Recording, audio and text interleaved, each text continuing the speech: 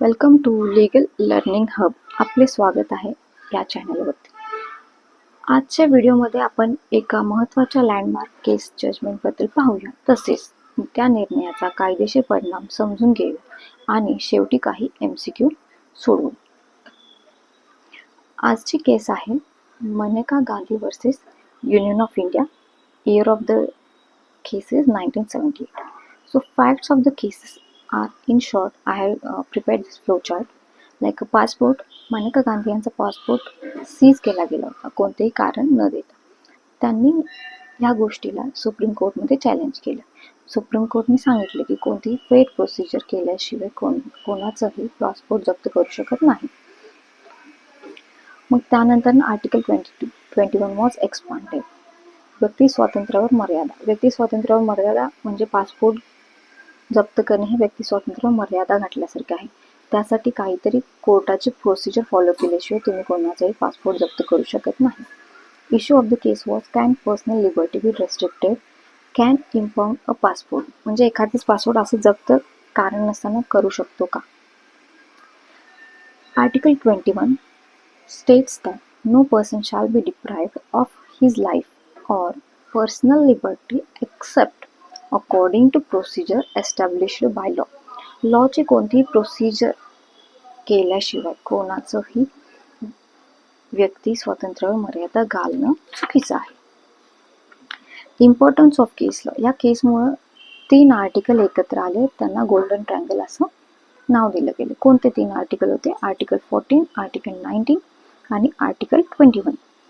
These 3 articles create golden triangle. तसंच त्यांना golden triangle of fundamental rights असे नावही दिलं गेलं. चला काही MCQ सोडवूया. ओके, MCQ ला सुरुवात करूया. तर पहिला MCQ आहे, the supreme court held that arbitrary state action violates article 14, 19 and 21.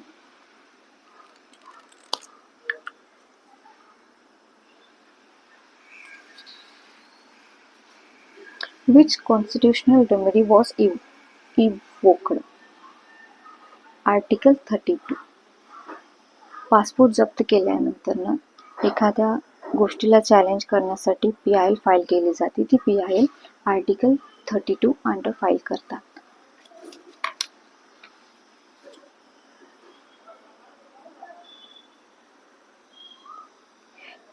Which of the following is not part of the golden triangle? Article 32. जसं सांगितलं, golden triangle consist of article 14, 19 and 21. Which case transformed procedure established by law into a requirement of fairness and reasonableness? Maneka Gandhi case. यामध्ये सांगितलं गेलं established by म्हणजे fair and reasonable process झाल्याशिवाय म्हणजे कायद्याचा उपयोग केल्याशिवाय कोणाच्याही व्यक्ती स्वातंत्र्यावर मर्यादा आपण घालू शकत नाही. पुढं article 14 guarantees equality before law. कायद्यासमोर सगळी समान आहेत.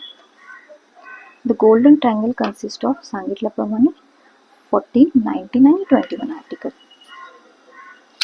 Which doctrine emerged prominently from Maneka Gandhi?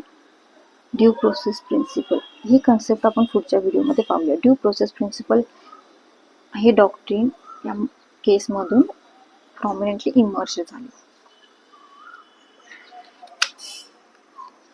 Before Maneka Gandhi the narrow interpretation of article 21 was laid down in AK Gopalan case. ही AK गोपालन केस मनेका गांधीच्या आधीची केस आहे. According to the judgment, the procedure under Article 21 must be just, fair and reasonable. Under which act was the passport impounded?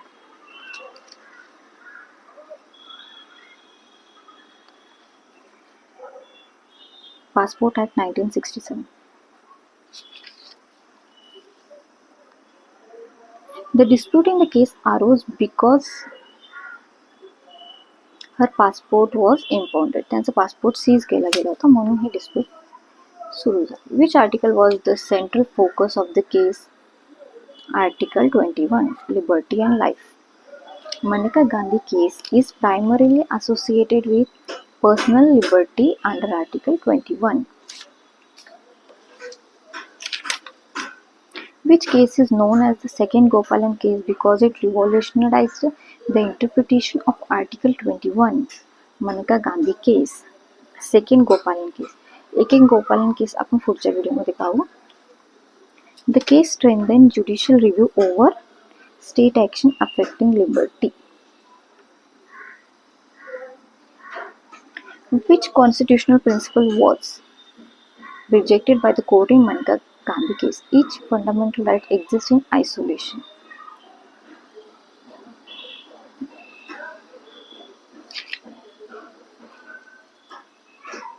The most significant contribution of the Maneka Gandhi case was recognition of fair, just and reasonable procedure under Article 21.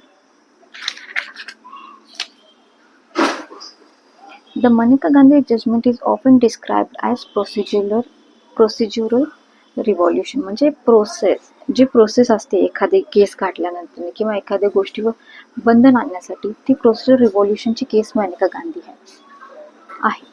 A law satisfying Article 21 but violating Article 14 would be invalid. याचा अर्थ म्हणजे law satisfying article 21 but violating article 14. जसं सांगितलं golden ट्रायंगलमध्ये 14, 19 आणि 21 हे एकत्र golden triangle form करतात. मग एक आर्टिकल आपण सॅटिस्फाईंग म्हणतो आणि दुसरं व्हायोलेट करत असेल तर ते इनव्हॅलिड होऊन जाते. होप तुम्हाला सगळ्यांना हा व्हिडिओ आवडला असेल. तसंच रिपीटेड क्वेश्चन्समुळं केसचा अभ्यास झाला असेल तर व्हिडिओला नक्की लाईक करा, शेअर करा आणि सबस्क्राईब करा. पुन्हा भेटूया पुढच्या व्हिडिओमध्ये. थँक्यू.